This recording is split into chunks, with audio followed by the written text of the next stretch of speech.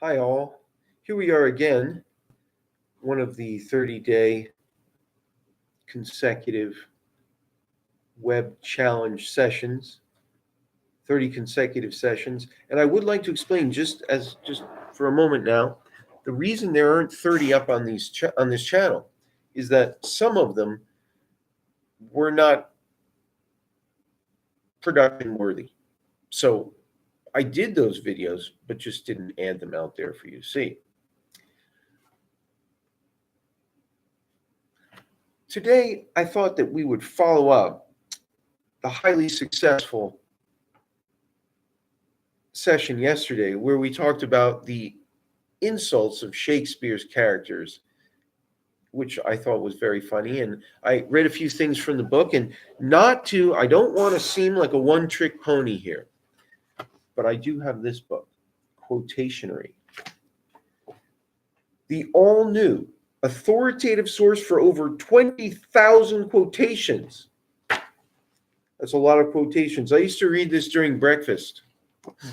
Now, I thought it would be pertinent for us to talk about the topic of action, thought versus action, words versus action.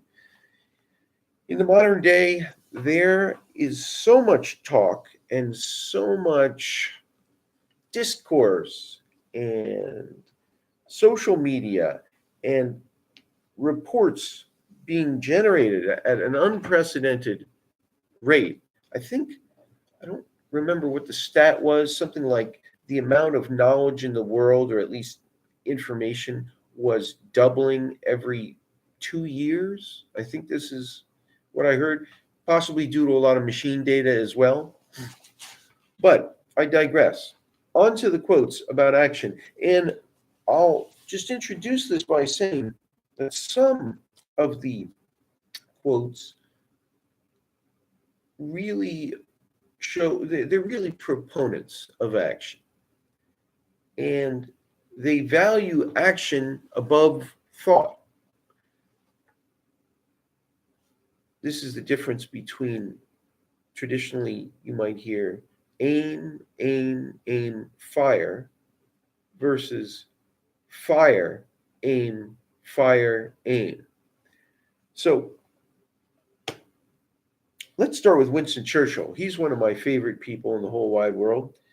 I like things to happen, and if they don't happen, I like to make them happen. This speaks to why people act.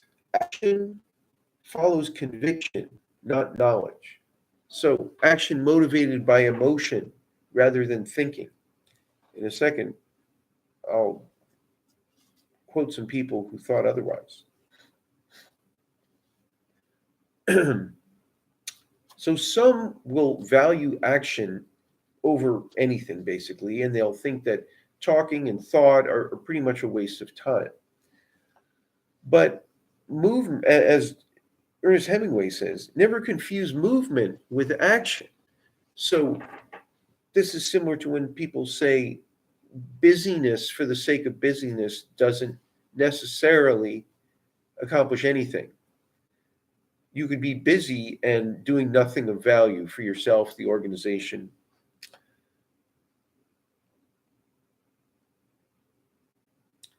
This is interesting. It's from Lenin. It says, only those themselves who go into action can make appeals for action.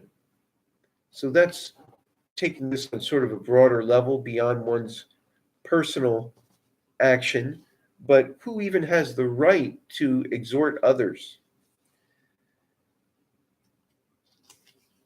Again, going to the virtues of acting.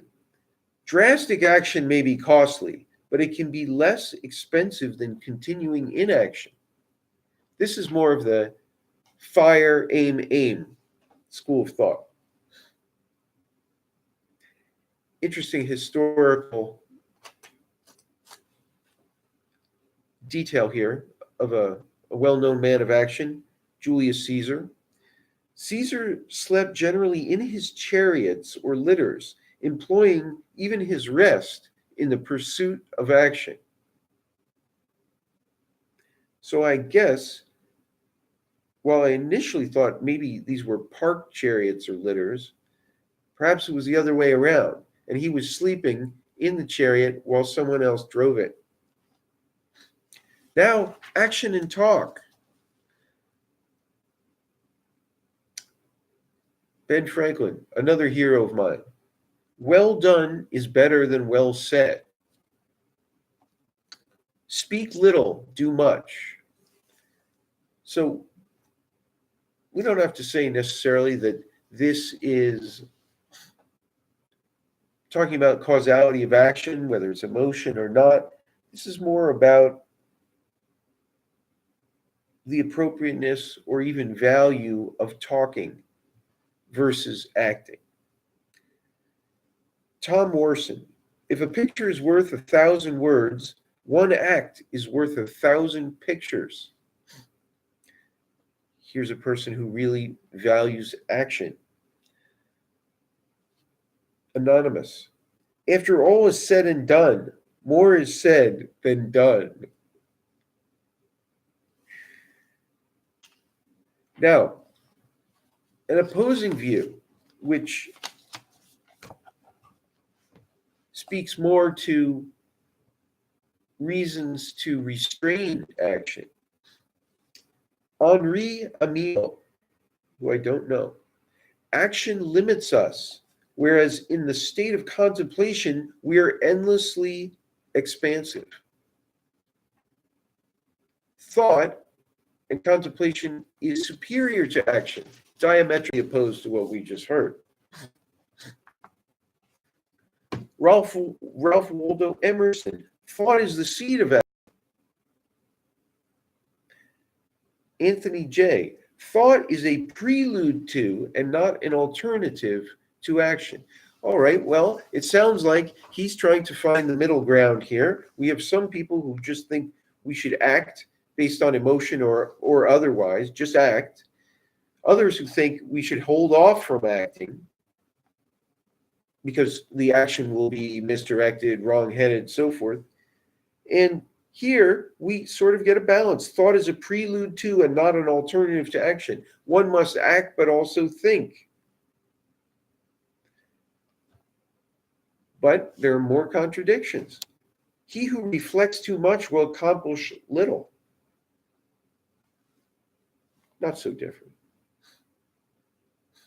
Now this is the last one. Going back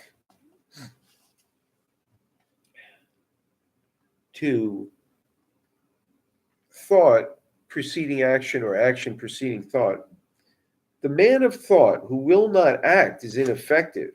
The man of action who will not think is dangerous. Richard Nixon. We'll probably come back to this book. But for now, and I have found the button, so you're not going to see what you normally do as I look around for the button. I have the button. Enjoy your evenings.